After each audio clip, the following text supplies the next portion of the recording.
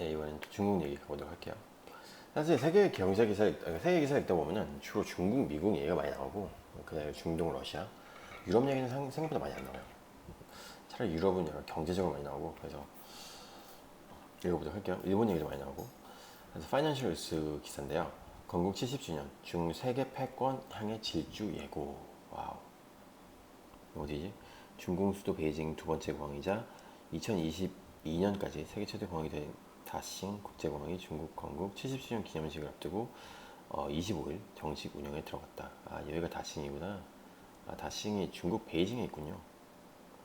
근데 글로벌 허브로 만들려고 노력하고 있다고 했잖아요. 근데 글로벌 허브가 되기 위해 너무 위쪽으로 올라가가지고 좀 잘 모르겠네요.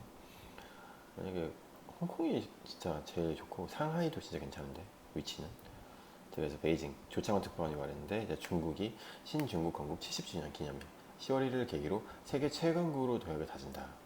아시아 최빈국이던 중국이 지난 1949년 신중국이 건국된 이래 70년간의 비약적인 경제 발전을 거듭한 끝에 미국과 맞먹는 주요 2개국 G2로 우뚝 섰다. 중국은 이미 이에 머무지 않고 이번 70주년 기념일을 기점으로 삼아 미국을 제치고 글로벌 톱으로 제도록하기 위한 의지를 다질 각오다.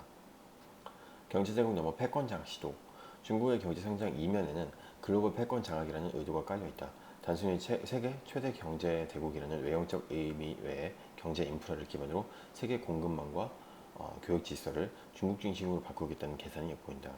여러 지표에서 세계 2위 경제 대국이자 세계 최대 제조업국인 중국의 위상을 확인할 수 있다. 우선 1978년 중국의 굉장히 아니구나.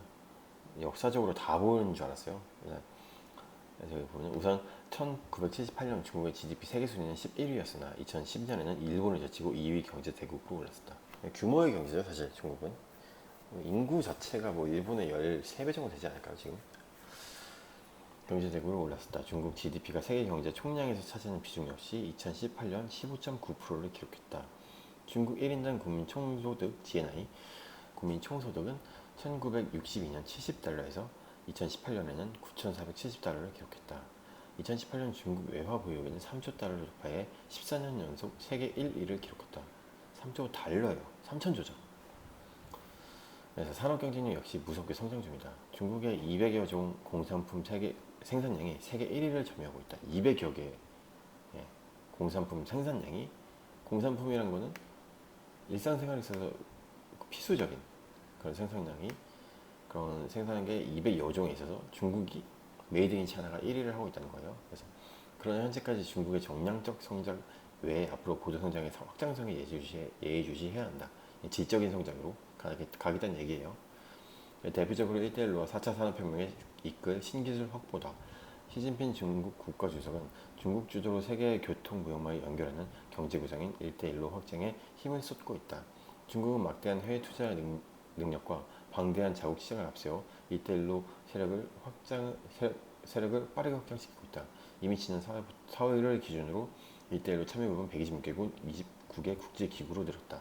1대1로 세력 확장은 미국 중심의 기존 국제 질서를 무너뜨리고 중국 중심의 세계 질서 재편을 의미한다. 중국의 과학기술 역시 세계 최고 수준을 구가하고 있다. 원자폭탄과 수소폭탄을 비롯해 달 탐사도 성공에 마쳤다. 더구나 4차 산업혁명을 이끌 첨단 기술을 선점하면서 미래 경쟁력까지 준비 중이다. 2018년 중국 연구개발 R&D 리서치 앤 디벨롭먼트 인력 규모는 418만 명으로 세계 1위다. 대내적 체제의 불안 극복해야. 빛과 그림자가 공존하는 게 현재 중국의 실상이다. 건국 70주년을 맞아 이거 오타가 나왔죠? 70주년을 맞아 중국이 풀어야 할 숙제도 산적해 있다. 우선 부의 양극화 문제다. 가장 크죠. 고도 성장기를 마치고 경제 침체기를 맞으면서 중국 내 부의 양극화는 더욱 심화될 국면에 처했다. 성장 동력이 떨어지면 그만큼 대외 경쟁력 약화도 불가피하며 빈곤의 격차는 사회 불안을 낳을 수 있다. 공산당 주도의 사회주의 국가 체제도 대내외적 도전에 직면하고 있다. 중국의 특유 체제 안정 유지를 위해 감시와 인권 문제가 덮여져 있지만 개방 속도가 빨라질수록 갈등과 불만이 수면 위로 부상할 수 있다. 패권국으로 부상하려는 중국을 겨냥한 미국의 거센 압박과 견제도 극복해야 할 대상이다. 중국의 전방위적 세력 확장의 전략에 맞서 미국의 억지 전략이 충돌한 게 바로 현재 진행 중인 미중 무역 전쟁의 본질이다. 일각에서는 중국과 미국이 새로운 대결 구도를 신냉전으로 보거나 기존 강대국과 신강대국은 반드시 충돌한다는 투키디데스 투디키데스 아니에요? 투키디데스인가? 투키디데스 함정에 비유하기도 한다. 일단 한번 체크 한번 해봐야지. 투키디데스 왜 이렇게 낯설지? 난 투디키데스 같은 건가? 어쨌든 간에 예, 신흥국은 반드시 미국과 충돌하게 된다는 얘기예요. 그래서 기존 강대국이니까 중국은 하나의 중국 원심도 크게 위협받고 있다. 홍콩에서 범죄자 본토 인도 범안 반드시가 확산되면서 중국 중앙정부의 통제력도 바닥이 떨어졌다.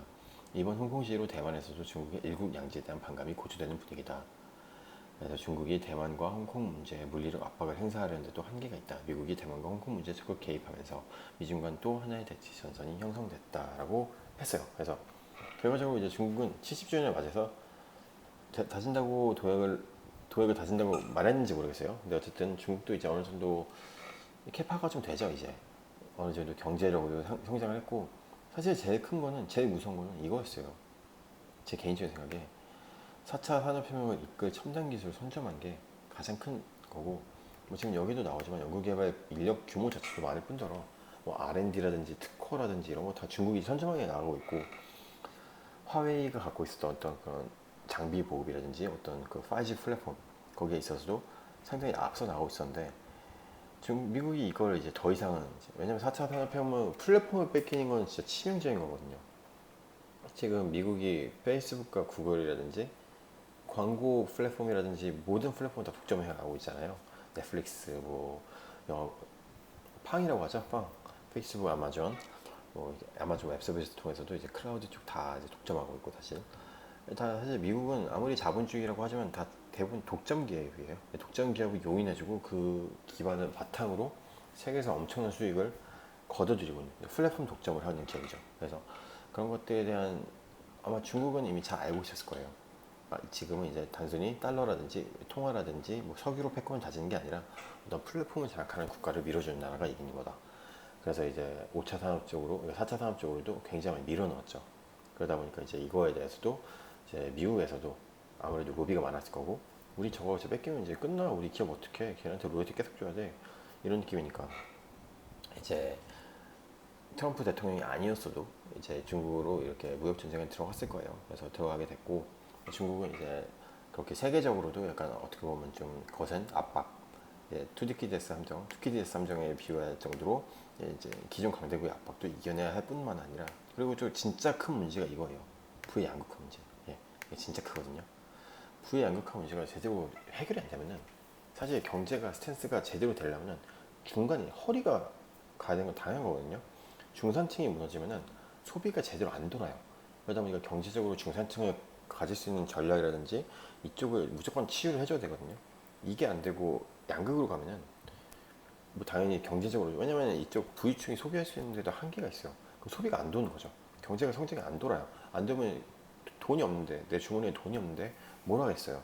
시위 나오고 막 사회 불안 야기하고 살인하고 강간 아니라 어쨌든 정말 불안이 야기되는 거 맞거든요.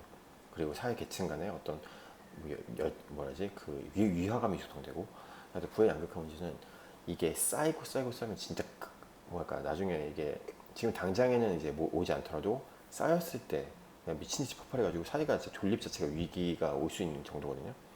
중국 역사에서도 황건적의 난이라든지 뭐 주원장이 명나라 통일할 때도 대부분 이제 그때 뭐 외구가 쳐들어와가지고 이제 나라가 이제 피폐해가지고 못 사는 사람들이 이제 많아지게 되면 결과적으로 사회는 그렇게 혁명이 나가게 되는 거잖아요. 중국은 이미 그걸 알고 있어요. 그래서 부양극화 문제를 진짜 정말 잘 해야 되고, 부패 척결은 이미 시진핑이 많이 단행했던 것 같고, 그럼에도 불구하고 양극화 문제를 해결하려면은 부패 척결뿐만 아니라, 그래서 이게 어떻게 보면 보여주기식으로 한번 때렸잖아요. 그 판빈빙 그 세금 걷어왔듯이 그런 것들도 단순히 연예인이라든지 이런 뿐만 아니라 진짜 정치인들 세금 제도 다 때려야 될 거예요. 그래서 그런 것들을 꾸준히 해 나가야 되고, 또 여기 나오진 않았을 수 있는데 환경 문제 진짜 크고요.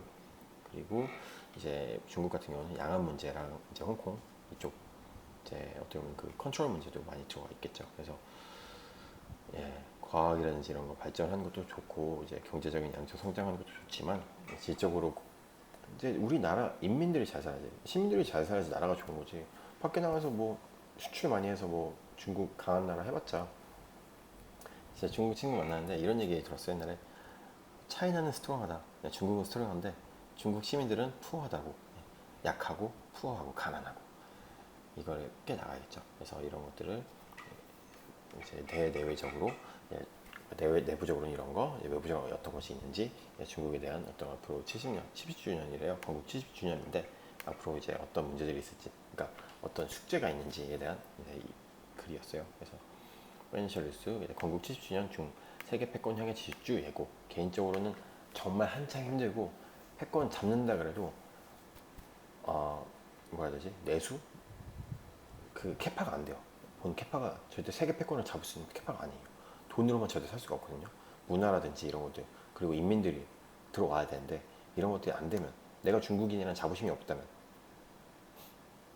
뭐 밖으로 나가가지고 있다가 본진 빈집털이 돼가지고 끝나는 그런 느낌이라서, 네, 재밌게 읽은 기사네요. 네, 여기까지 읽도록 하겠습니다.